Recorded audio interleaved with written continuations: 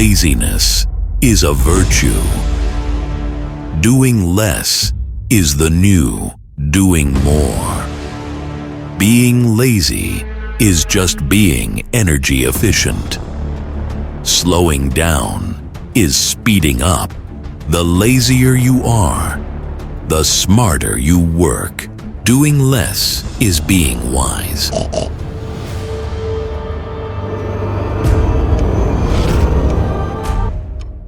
You would say, wow, what a crazy video intro. Yeah, sounds crazy, right? Laziness is a virtue.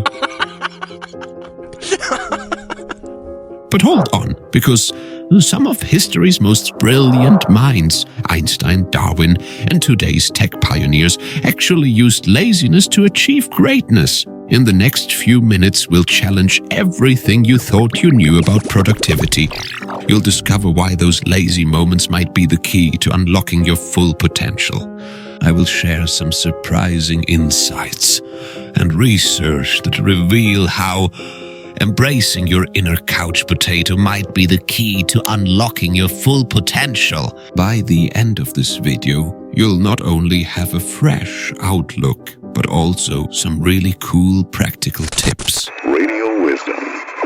Have you ever felt like you're running on a treadmill that only goes faster the more you try to keep up?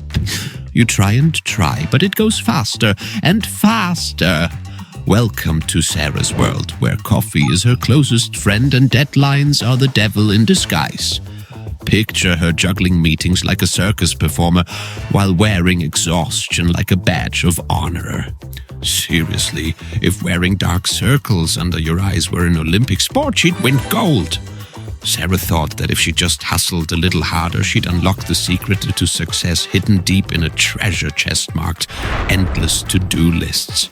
Spoiler alert, there's no treasure, just more tasks waiting to ambush her like a surprise party gone wrong.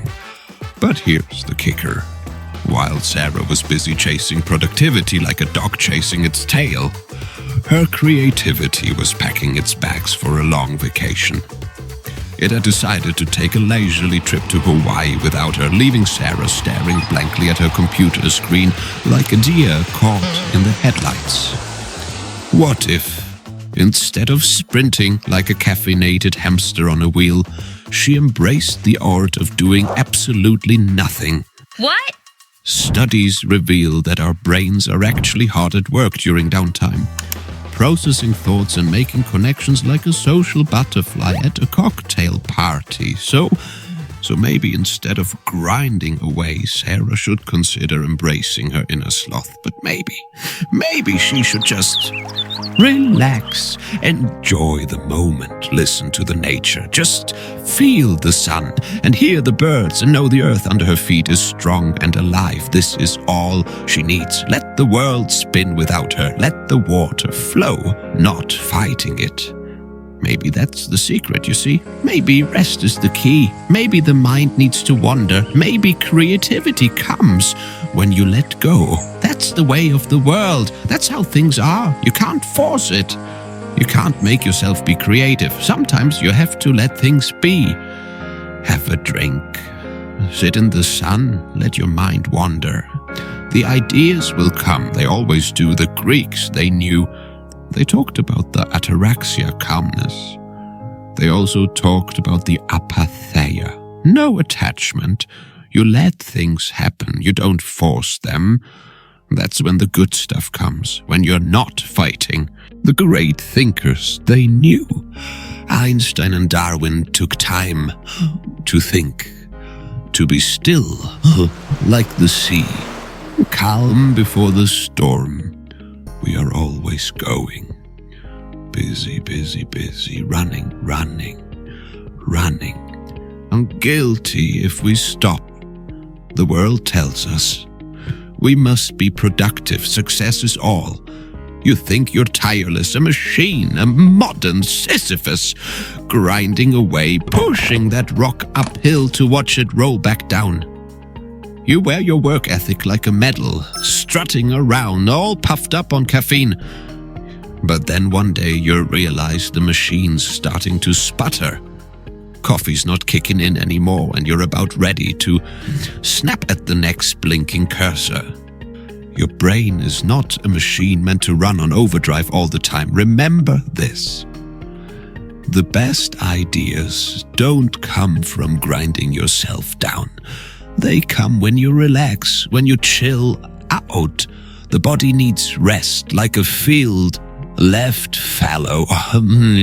It grows strong. The mind needs rest. To think, to create, like the sun setting, then rising. Celeste Headlee, a recovering workaholic, found out that leisure time was not a luxury. It was a necessity, like food or water. She got that from some old Greek philosophers. They knew stuff about the human animal. The human animal, they said, was a creature of simple needs. It needed to be fed, it needed to be watered, and it needed to be rested. The human animal also needed to be alone sometimes. Not all the time, but sometimes. It needed to be able to think without being distracted, like a man fishing in a quiet lake.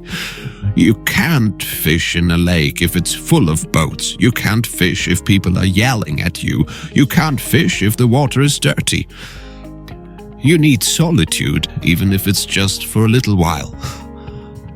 That's how it is with the mind. You can't think if it's full of distractions. You can't think if you're constantly being bombarded with information. You need to be alone, sometimes to let your mind wander. It's not easy these days, though. There's always something to do, always something to distract you. The mind, see? It's a thing you got to treat right. Like a good horse, it needs time to rest. Professor Earl K. Miller, that fella from MIT, says is a myth, this multitasking. Your brain is built for one thing at a time. Like a sculptor with a chisel, it needs to focus. We got these fancy phones, flashing lights, a million things pulling at our attention. We think we're good at it. Juggle all this noise, but it's a lie. We just get exhausted and our work suffers. Think about it. The best things in life, the things worth doing, they take time. An athlete training, a painter at work, a carpenter building a cabin. They all focus, they push the noise aside, they understand the mind. They know it needs space to breathe, to do its thing. The great Stoics, those old geezers, they knew this stuff. They knew that we were all part of something bigger, a cosmos. Remember Sarah? Sarah ran hard. Always moving, always pushing. She thought it was the way to get ahead. But then, the quote. Darwin's words about idleness.